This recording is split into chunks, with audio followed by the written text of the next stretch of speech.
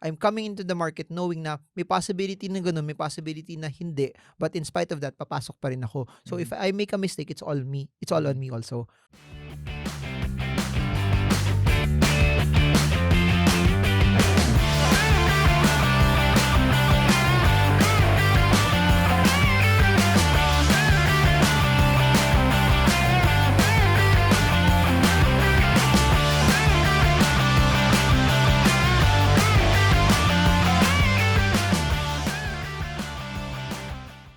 You have like 10 seconds for this next question. Hmm. Top of mind, what are some stocks you're holding on to right now? Investing, trading. Some of that trading stocks I sold na. Okay. Certec was one sold, took profits on Investing. investing. Yun pa rin, hindi nagbago yun. Lahat ng mga gusto ko dati, it's still there. The SM Primes, the Ayala Lands, the Jollibees, 3 stocks, it's still there. Hindi siya mawawala dun. This is a controversial topic and maybe it could be even a conspiracy theory. I don't know. I'm not sure. But I have heard this from some people in my circle. Do you think that there is a strong manipulation behind our stock market, that it's being manipulated by a few people, that it's being manipulated by a few conglomerates maybe? What are your thoughts on that? Sa akin lang, the answer, I don't know. Kasi that's my edge siguro. I'm not someone from the PSE. I was never a broker. I was never an investment banker. I was never someone from a mutual fund. I'm just an outsider trading the market. So that's why technical analysis works for me, because I don't have any other source of news eh. Wala akong chismis na nakukuha. Wala akong other things na nakukuha. So kung meron man, I'm not so sure. But what I do know is it's working for me. So I don't know kung meron yun. Kung meron man, if the charts are telling me to buy, I buy. If the charts are not telling me to buy, tas kung meron, it doesn't matter to me eh. So that's why I keep hammering to people, the chart discounts everything, because everything I need to know is found in the charts. Lalabas naman kung may volume, bumibili mga tao at a certain price. Lalabas din naman if people are buying it up. The chart tells me. So if there is or if there's none, it has come to a point where that's why I like the stock market, because you don't have to think about other people. All you have to think about is your own trading. So I don't know. With that, and just to give it more beef, the question, no? How many times did the chart tell you to do this and then the opposite happened? Dami. And I just cut. Madami. It always happens naman eh. Kala mo support, mag-hold yung support, hindi nag-hold. Cut. Or kala mo breakout, tapos 3 candlesticks after, it fell down.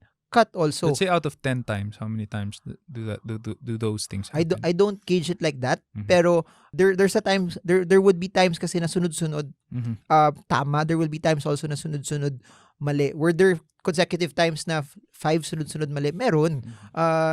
Were there consecutive times also na 5 tama? Meron also. Pero I don't that when I was starting out, when you are trying to build your routine, dapat dun ka metrics based. You have to see out of 10 trades ilan ka tama. Pero ngayon already, when I have my routine already, I already know ano yung kailangan kong gawin. Simple lang naman eh.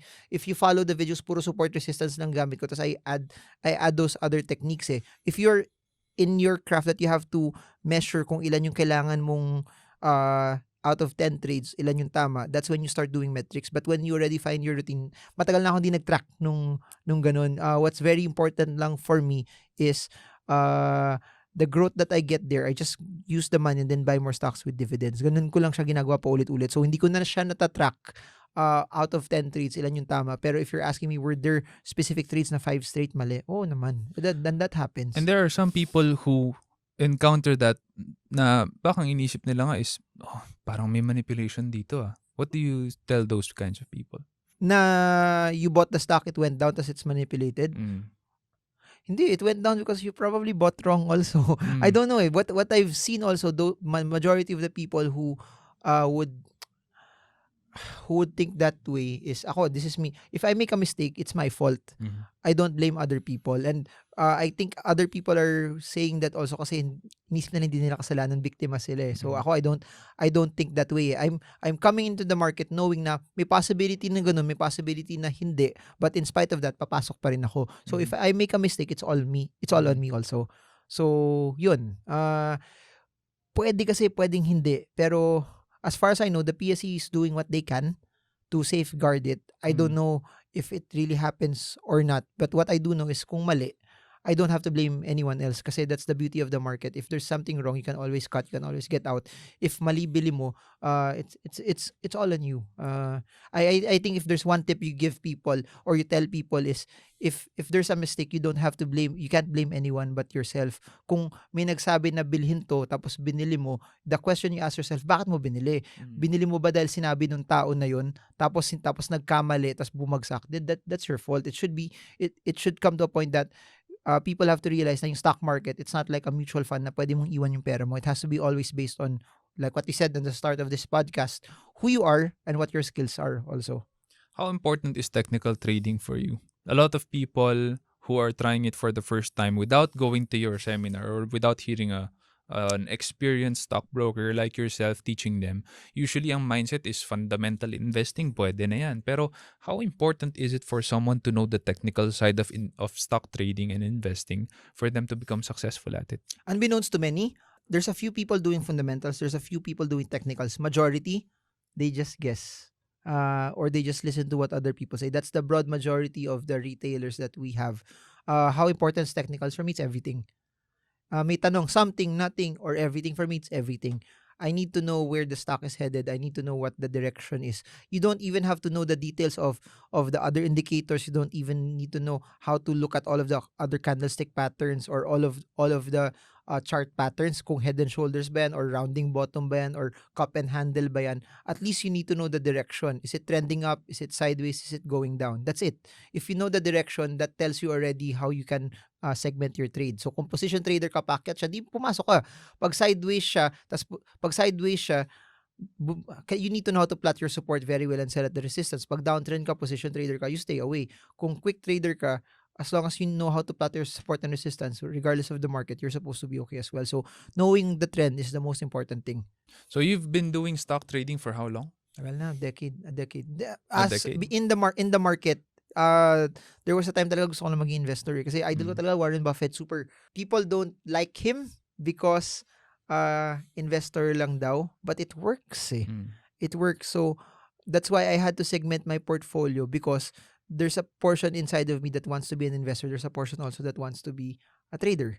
So the best way for me to do it is the same way I handle my money na nakaseparate siya into different buckets, the same way I handle my stocks na different buckets din siya. So that when I'm here, parang ikaw, lima negosyo mo, yung approach mo sa isang negosyo mo na mature is different from negosyo mo na starting up pa lang. So ganun din yung ano ko doon. When I'm here, iba yung mindset ko dito versus when I'm here. So that's how I treat it. You mentioned that Warren Buffett is your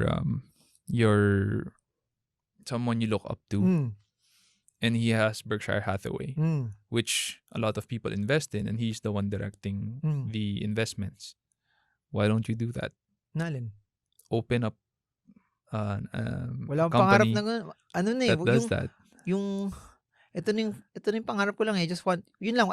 It may look bad na when people say you have to always dream higher. Wala nang masyadong pangarap eh. Masaya na ako sa makain lang yung gusto ko. Yun lang talaga. Pero syempre, you have other targets that you create every year. Yeah. Pero wala. Pag nag-open ka, sabihan mo kagad. Sa ano. Pero yun, I don't know. Wala na parang, I don't know eh. Yung, kaya nga sobrang excited ako sa YouTube because the challenge of getting 1 million subscribers is very, very hard.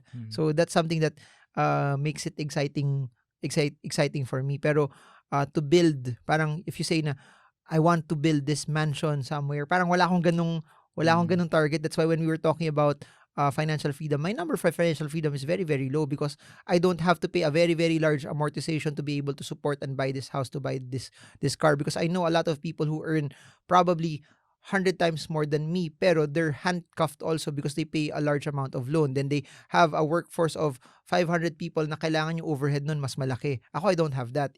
I just have something that's enough for me to be able to stop whenever I like also. So, yun. It's bad for a lot of people that say you have to always not be satisfied. Pero I'm satisfied. I'm content eh. Yun lang sa akin, yung ability to be able to parang gusto ko magkape 5 times a day without worrying if it will hit my budget. Okay lang, gusto ko mag-steak araw-araw, gusto ko mag-ramen araw-araw. Yeah. okay na ako dun. Yun lang. Yun lang. Ewan ko kung hindi ko alam eh. Kailangan ko ba ng mas malaking pangarap? Di ko talaga alam eh. Di I ko think alam. I think it's up to you. Mm. But a lot of people, I think yun na yung pangarap na kagaya mo, retired at Hindi naman. 36 tapos financially free.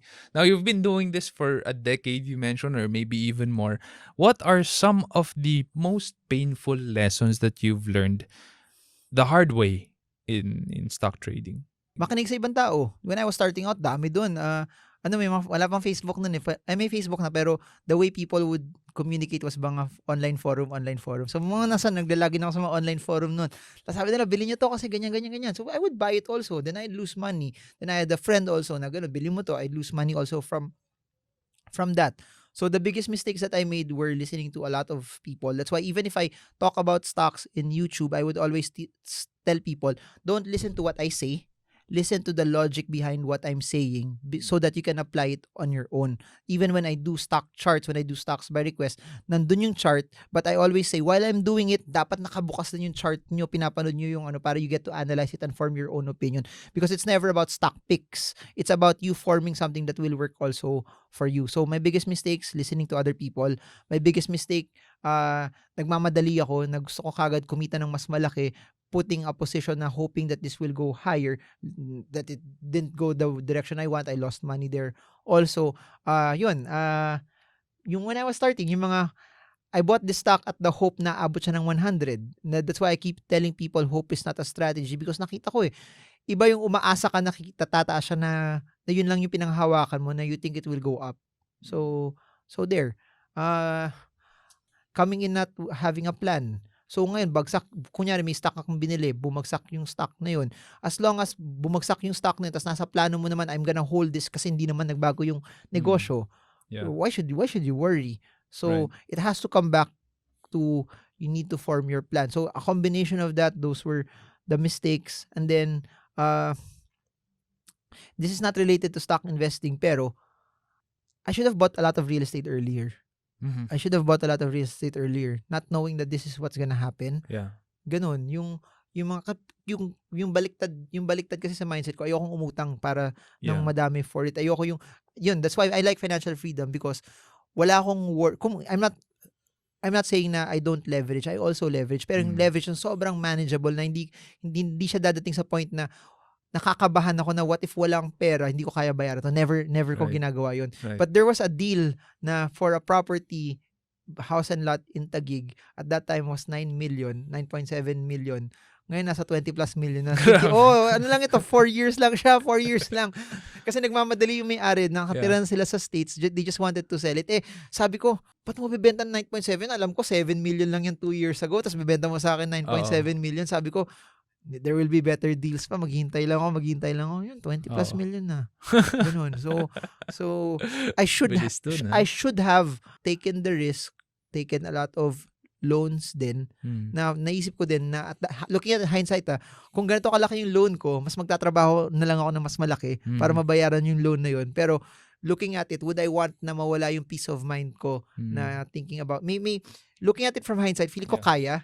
Pero at that time, hindi mo naman kasi alam eh. Yeah. So, mga ganong considerations. Yeah. When did you make your first million in the stock market? And what did you do with it? Wala, I've been saying it over and over. Everything that I've earned, I just put it back in.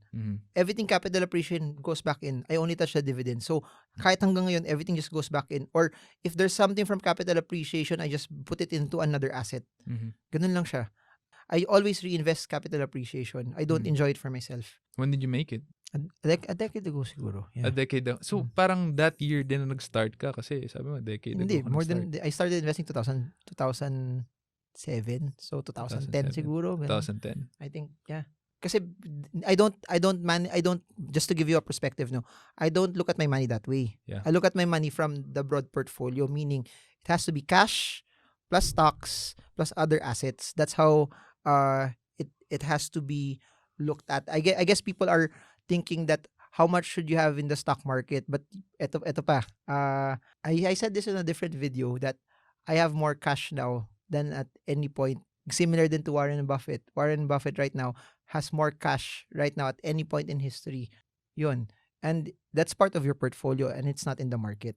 Kasi Mm. cash is a position, cash is something that will allow you to explore other things as well. So I just treat the stock market as just one asset class. It's just that yun yung pinaka-favorite ko sa lahat ng mga asset classes na yun. Mm. Pero do I have other asset classes? Oo. And what people need to look at is they need to look at it from a more holistic approach, a more holistic perspective na this is my asset plus this plus this plus this plus this. It makes up my total portfolio. I think it has to be, people should look at it from a portfolio management perspective. So if you're asking me prior to the market, kasi from business you can get it alone already from that cash. So I've always maintained a level of cash na nakatago still. It's just that now I'm still putting in sa market, pero I'm anticipating that if something bad happens, gusto ko may bala ko. Yeah. Either pambili ng real estate na mabibili ko ulit yung 20 na maging 9 million na lang siya, or a business na mura or stocks na mura, something like that. So you're considering real estate na rin ngayon? Not at these prices, unless I find something that's really, really attractive. So that's hence the bala, because if meron magmamadali na magbebenta, that ang dami ko naririnig na kwento na sana mangyari sa akin yung, I'll give an example. Syempre ayaw naman natin ito mangyari. May kaibigan ako, yung condom binili niya, it was worth 6 million, pero nabili niya at cost nung taong bumili. Kasi bakit? Yung biniling condo na yun, dapat gagamitin nila nagpakasal sila, pero nag-break sila bago ikasal. So gusto na niyang i-dispose kasi para hindi na niya bad memory. bad memories lang. Yeah. Sabi niya, bili mo na to kahit kung ano yung presyong ginastos ko, I'll just sell it to you at that price. Ganun. Yung mga deals na ganun. Yeah. Never nangyari sa akin yung never. Ayoko naman may mag-break, no, pero kung sabi ni Lord, masyado ka na mayaman. Hindi. kung mapanood mo yung video ko with Carlo Ople, alam mo yung pangarap ni Carlo Ople? Ano? Kaya yun yung sabi niya, I want to be a billionaire in pesos. Pag nakuha ko yung billion, papamigay ko. Wala akong pangarap na ganun eh. So, yun yung mga yun dapat yung mga in-interview mo na sabi niya, I just want to hit a billion para masabi ko nagka-billion ako tapos papamigay ko siya. Grabe. Yun. Yun yung mga pangarap, di ba? Grabe yun. Shout out to Carlo. Wala akong ganun na ano eh.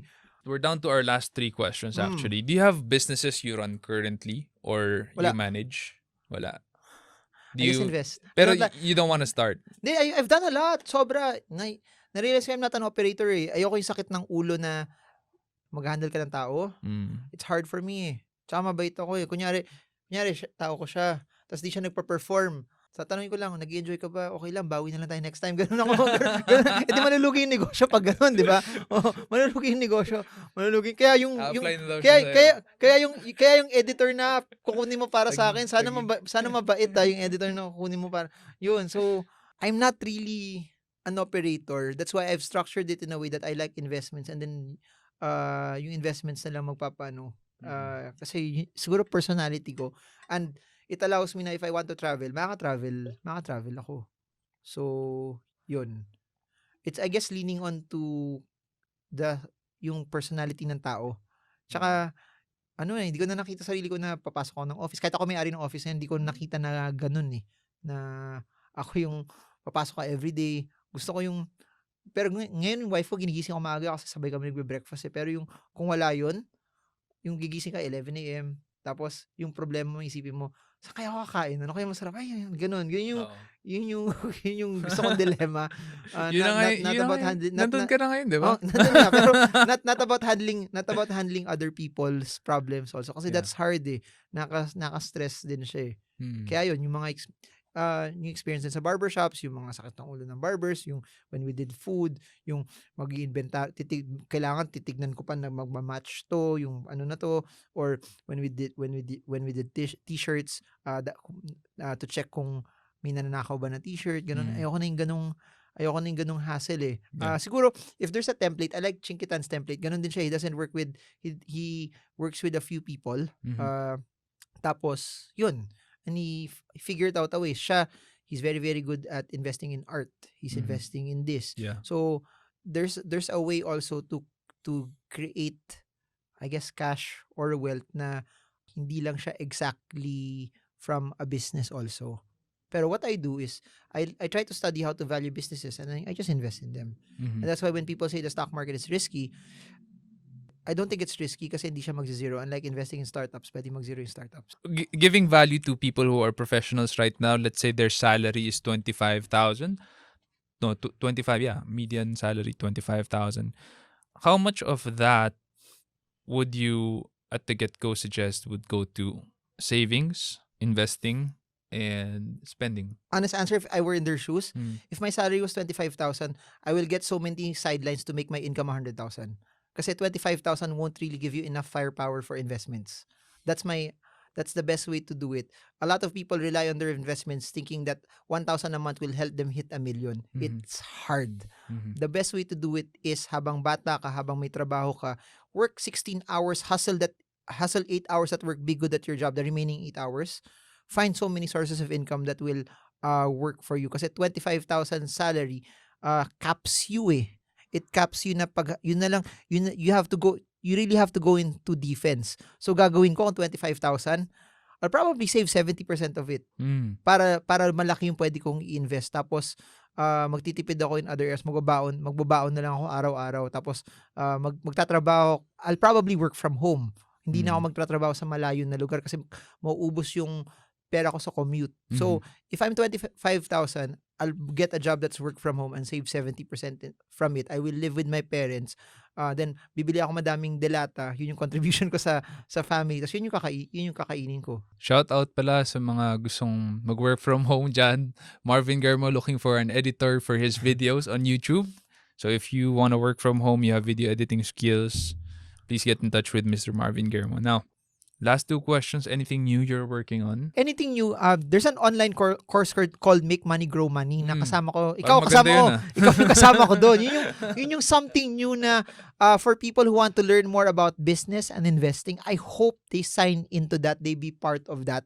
Yun yung something new na for 2020 that since I've been listening my talks, the only way for people also na hindi makakapunta doon sa cities kung nasan ako is Make Money, Grow Money online course. So, it's yun. www.makemonigrow.ph. Nasa link below, guys, sa description ng Leadership Stack. Please click it. Kung nanonood lang kayo ng videos ko, ako lang makita nyo doon. Pero sa Make Money, Grow ng Money, kasama si Shansi. Totoong mayaman. We're gonna be putting Mukha more mahirap videos there. pagkasama siya. Sobra. We're gonna be putting more videos there, even behind the scenes videos like this one we're doing right now. I know you guys are watching it live, but this is gonna be put down soon because it's a live video, but we're gonna be uploading this in the Make Money, Grow Money platform. Again, that's www.makemoneygrow.ph. Check it out. If you want to sign up, please do.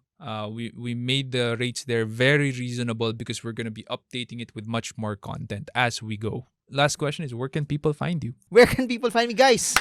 Subscribe below, YouTube, Marvin Germo. Parang awa nyo na bigyan natin ng pagkakataon ng isang tao na hindi gwapo na nangangarap sa buhay na maging gwapo. Yun. Totoo, sinasabi ko to. Kung si Erwan Yusuf, siya nagto-talk about stocks, kalahati na ng Pilipinas nagsa-stocks. Pero ako so wala akong social impact na nagagawa sa mundo. Yun. Dami na nga. I think a lot of people are trading stocks. The new one since Marvin did the YouTube videos that he's been doing. I think a lot of them were influenced by you. If given a chance, do you think stock trading or investing should be a course or class in college? And would you teach it if you were asked to? Maybe, pero on special occasions lang. Kasi the time alone that I have right now, cool. That's why I've been listening my talks because I'm trying to dabble on other things as well. That's why I've been doing more of the videos kasi feeling ko mas may multiplication factor yon. I think above and beyond college courses, if it can be a way for people to learn about this via YouTube, kasi feeling ko more people will see this than people who will attend college. So something like that even if you're 8 years old, 10 years old, 12 years old, way before you go into college, makita mo na tong video na to, matututo ka na eh. Right. So I think the best way to do it is to go beyond college, go beyond the normal educational system, that there's so many ways for people to learn right now na kahit hindi sila high school, hindi sila college, pwede na silang matuto. So could it be in college? Pwede, but I've seen it that if it will be in college also, it will be something that is more academic. Yung, eto yung PSEI, how is it computed, what's the ano. So it's something that will gear people to have more siguro an academic approach to it, but stock investing is something that should be not not read but something that's experienced Mhm. also. So I think that's more important kasi reading a stock market book won't really change your life. Watching a stock market video won't change your life if you don't actually invest. Yeah. Yun. Got it. All right, that's a wrap. Thank you very much for Mm. tuning in, guys. This is again the master, the millionaire, Mr. Marvin Germo, Hindi. Mr. Sakto Stock lang, sakto lang Smarts. guys, sakto lang. Sobrang And sakto we are lang. very blessed to have him here, to have him answer our questions. A lot of the questions, first time ko rin na narinig yung sagot kahit na marami na kaming interview together. No? So that's it, guys. Thank you very much for tuning in. Until next time, keep leading.